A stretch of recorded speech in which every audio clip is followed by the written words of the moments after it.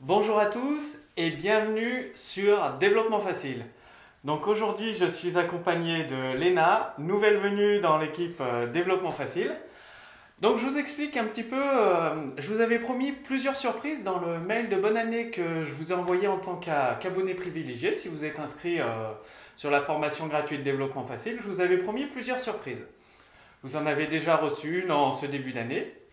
Et là en 2015, je souhaite, j'ai créé une émission en fait, la programmation expliquée à ma copine. Donc ça a pour le but de vulgariser le développement, la programmation informatique et de motiver par exemple des femmes, des hommes, plus de monde à se mettre à la programmation. Si vous suivez un petit peu les actualités, vous avez dû voir des campagnes Google, ça se fait souvent aux États-Unis, Google promouvoit la programmation auprès des femmes pour les inciter à découvrir ce métier, à suivre des études dans ce métier et promouvoir la diversité dans les entreprises américaines, notamment chez Google, Apple, Microsoft, Facebook, tout ce qui touche au développement. Et donc ici en France, je me suis dit que ce serait l'occasion de faire dans le même principe, c'est-à-dire d'apporter le développement, la programmation au niveau pour intéresser les femmes à rentrer, à découvrir ce métier. Et donc c'est le lancement du pilote de l'émission La programmation expliquée à ma copine. Donc bien évidemment, il faut savoir, on va dire que c'est un semi-direct en fait. Donc c'est un semi-direct, c'est-à-dire que là ça tourne, mais c'est pas en direct sur YouTube, c'est-à-dire il n'y aura pas de montage, tout est enregistré et ce sera mis sur YouTube comme c'est maintenant. Donc Léna, nouvelle venue dans l'équipe Développement Facile, et donc ce sera avec elle que le but, ça va être que je lui explique un petit peu la programmation, comment ça marche, d'essayer de me faire comprendre et d'avoir des retours pour améliorer les cours Développement Facile. Alors, pour commencer, si tu peux te présenter un petit peu. Bonjour, je m'appelle Léna. C'est parfait. Je ne connais rien en programmation. Voilà, donc totalement Léna, totalement débutante en programmation.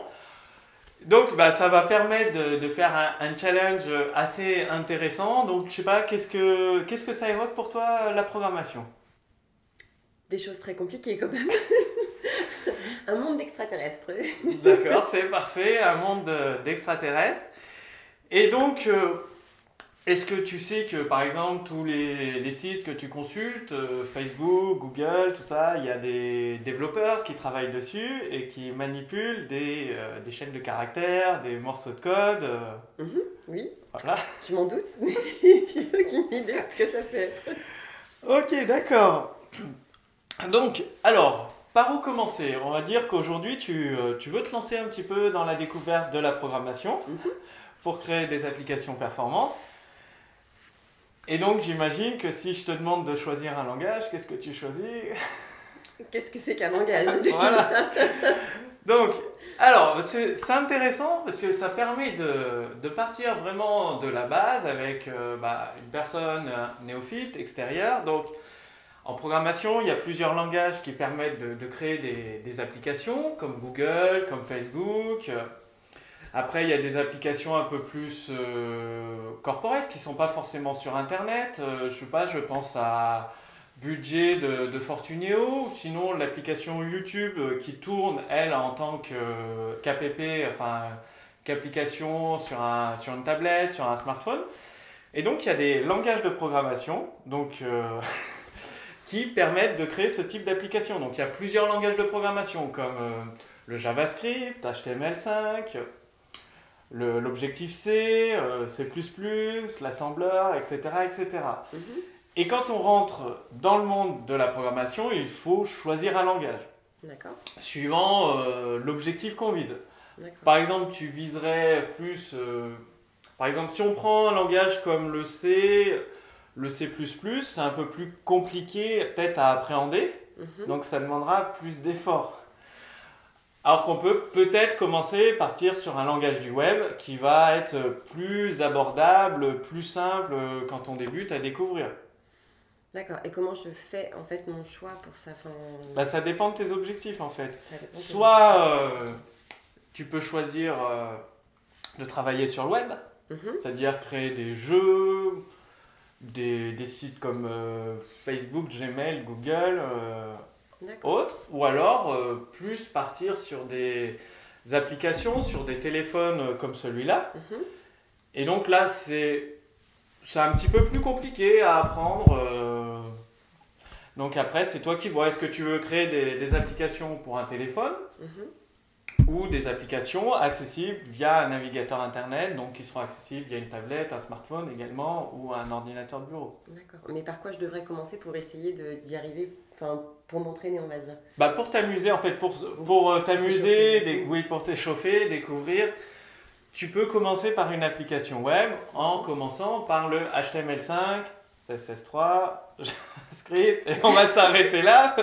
C'est déjà pas mal. C'est déjà pas mal. Donc, bah, par exemple, si on prend HTML, en fait, c'est des balises. Tu as des balises. En Et des mots voilà. simples. Tu as des balises qui permettent d'organiser l'information. C'est-à-dire, ça, on peut dire que ça, c'est une page web. Et donc, tu as du texte dessus. Mhm. Donc, le texte, c'est comme du texte dans Word. Et après, tu as des balises, par exemple, balises gras, italique. Mhm. Donc, c'est entre inférieur, supérieur, un I, par exemple, pour italique, inférieur, supérieur, un B, ou strong pour gras. Et donc, tu fais ton code HTML, des sauts de ligne.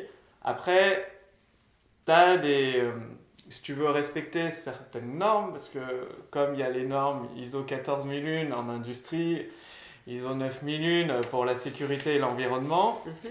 bah là aussi, tu as des normes pour le langage HTML, D'accord. le WXHTML, etc. Donc les normes du W3C, et tu peux utiliser des divs.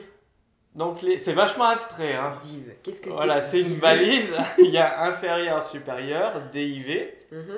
et entre, tu mets une balise qui ouvre, une balise qui ferme, D'accord. et entre, tu organises ton contenu. En fait, ça permet de structurer ton contenu. L'HTML, c'est beaucoup de mise en forme, parce que tu as du texte, des images, Mhm. et après, tu crées la mise en forme de ta page, et tu peux rajouter de l'interactivité. Avec CSS3, tu peux ajouter... c'est un autre langage, en fait, ça va avec HTML. Ils sont très liés tous les deux, en fait. Mhm. Et un petit peu le JavaScript, des fois, ils s'immiscent.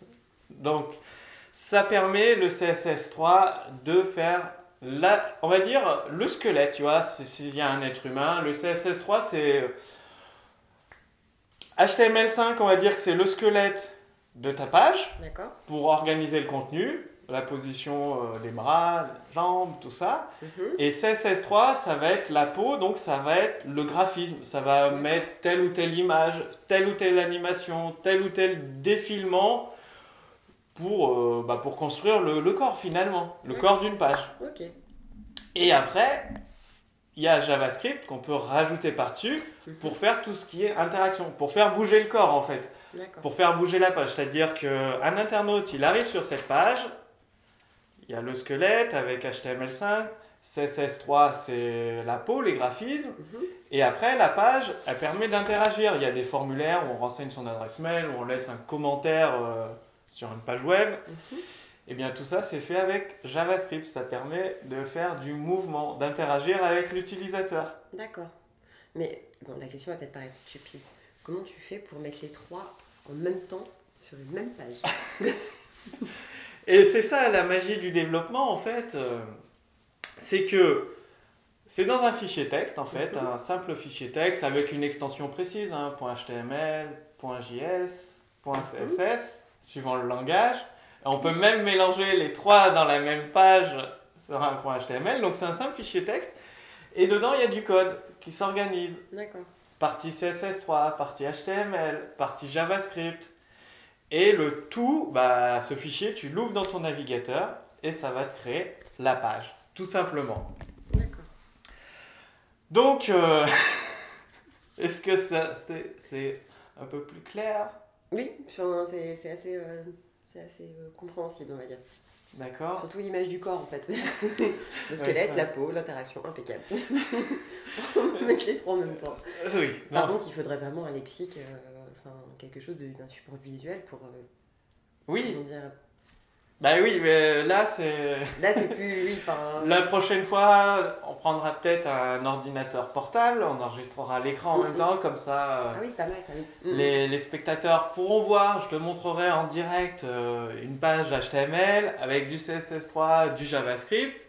Bon là c'est une petite mise en forme, c'est l'émission, on cherche un peu, c'est le pilote, c'est normal. On a même une petite feuille de notes. Est-ce qu'on a...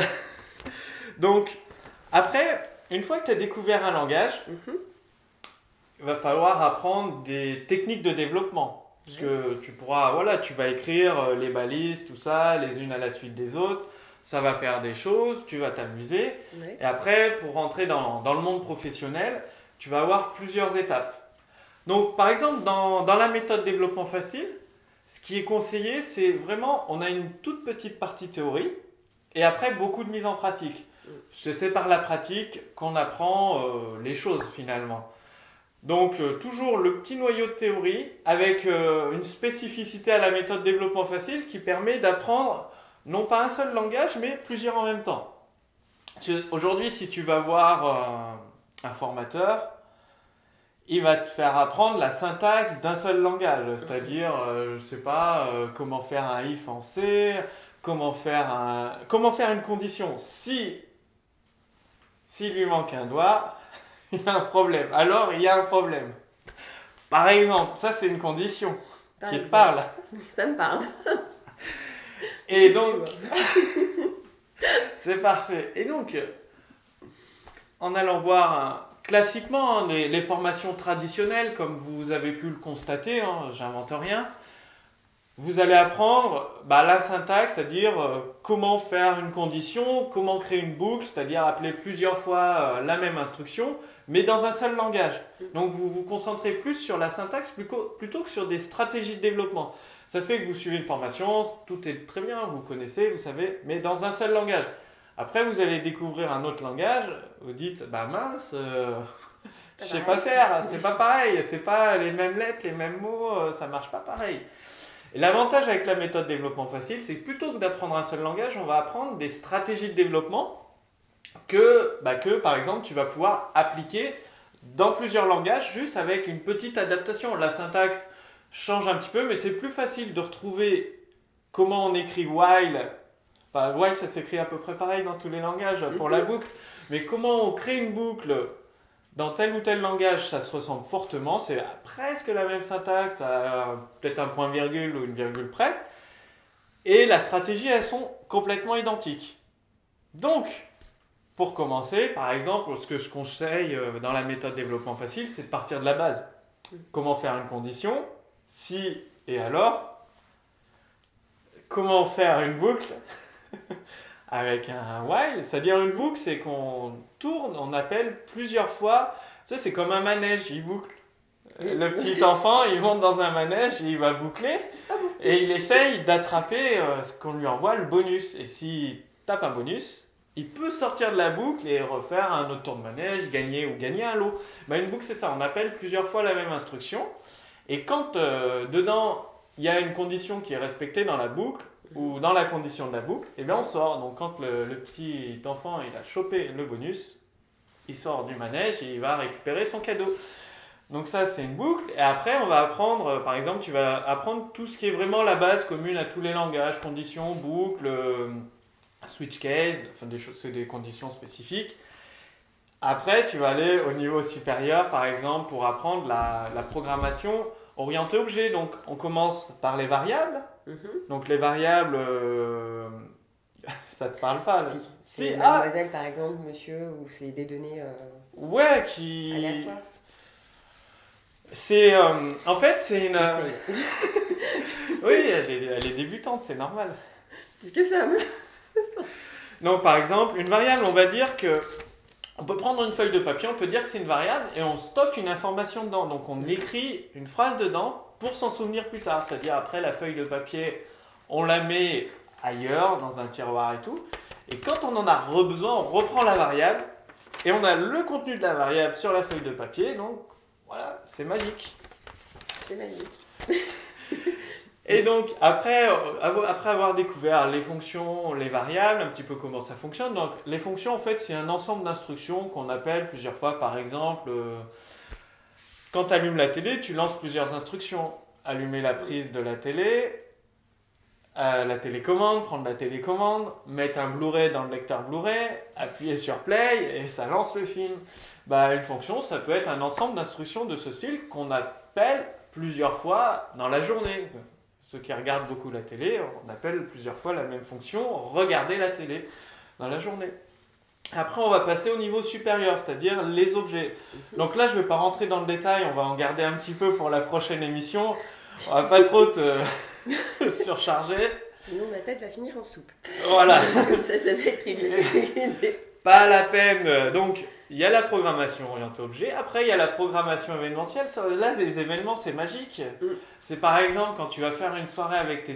T'es le soir, c'est toi, et tu reçois un SMS pour faire une soirée. Donc, tu reçois un événement. Soit tu choisis d'y répondre ou pas. Ça dépend qui l'a envoyé, forcément. Et si tu réponds, bah, tu interagis et donc ça lance des informations dans l'application. Donc c'est ça les événements. Après on rentrera un peu plus dans le détail évidemment. C'est une petite présentation. Et après il y a les modèles de conception. Je dis juste le mot, mais ça... Juste le mot. Voilà, juste le mot, pas plus. Quelques temps plus tard. Pas plus, pas plus. Pas plus. Déjà balise, JavaScript maintenant. Très bien. Voilà, donc je pense... Pour cette première émission, ce premier pilote, on va laisser Léna le temps d'assimiler tout ça. Et d'essayer. Voilà, d'essayer. Donc, bah, pour vous aider, juste en dessous de cette vidéo, déjà, vous retrouverez par exemple des cours vidéo gratuits pour vous permettre de découvrir un petit peu les variables, la programmation orientée objet, les conditions, bon, pour rentrer dans le détail, enfin, dans la programmation, dans le JavaScript, un petit peu en douceur, on va dire. Donc, il y aura 2-3 petits cours à suivre. Pensez bien à faire les exercices, c'est très important. Léna, bien sûr, va faire ses exercices. Hein. Oui. Forcément. Je vais essayer, sinon la prochaine fois, je serai dépassée. Voilà, donc pour progresser. Et maintenant, bah, je vous invite, si vous voulez aller beaucoup plus loin, par exemple, vous avez besoin d'un accompagnement, vous souhaitez apprendre plus de choses, bah, j'ai une bonne nouvelle pour vous, parce que tant qu'à faire, autant en profiter, hein, autant que vous en profitiez. C'est-à-dire, au-dessus de moi, de cette vidéo, il y a un lien, là, juste au-dessus, vous cliquez dessus, et ça va vous permettre d'être dirigé vers une page où vous allez avoir la possibilité de recevoir des cours gratuitement en programmation, donc toujours des cours en vidéo, avec des exercices à effectuer. Vous pourrez poser vos questions à l'équipe Développement Facile. Bon, pour l'instant, Léna ne vous répondra pas. Dans quelques temps, quand elle aura acquis plus de compétences. Mais en tout cas, il y a des experts dans l'équipe Développement Facile qui ont une dizaine d'années d'expérience, donc qui savent de quoi ils parlent, qui connaissent plusieurs langages comme l'assembleur, le C, le JavaScript, etc., etc. Et qui seront à même de vous répondre. Donc, sous cette vidéo, il y a un formulaire, vous renseignez votre nom, votre prénom. Vous allez être automatiquement validé et vous recevrez directement par email gratuitement, je précise, c'est entièrement gratuit, des cours en vidéo pour vous aider à progresser en programmation. Et étant donné que c'est le premier pilote de cette émission, vous avez la possibilité sous cette émission de poser toutes vos questions. Je ne sais pas, qu'est-ce que vous souhaitez apprendre dans la prochaine émission ? Vers quelle direction, quel langage on va aider Léna pour devenir une experte en développement. Donc, dites-moi tout ça sous les commentaires, dans les commentaires sous cette vidéo. Et dernière petite chose, je préfère le répéter, parce que souvent on zappe des choses dans l'émission. Cliquez sur le lien juste au-dessus pour accéder gratuitement à la formation Développement Facile. Donc, c'était Léna et Mathieu pour l'émission La programmation expliquée à ma copine. Donc, un petit mot pour la fin ? Bon courage. Voilà, c'était le mot de la fin. Je vous dis à très bientôt sur Développement Facile.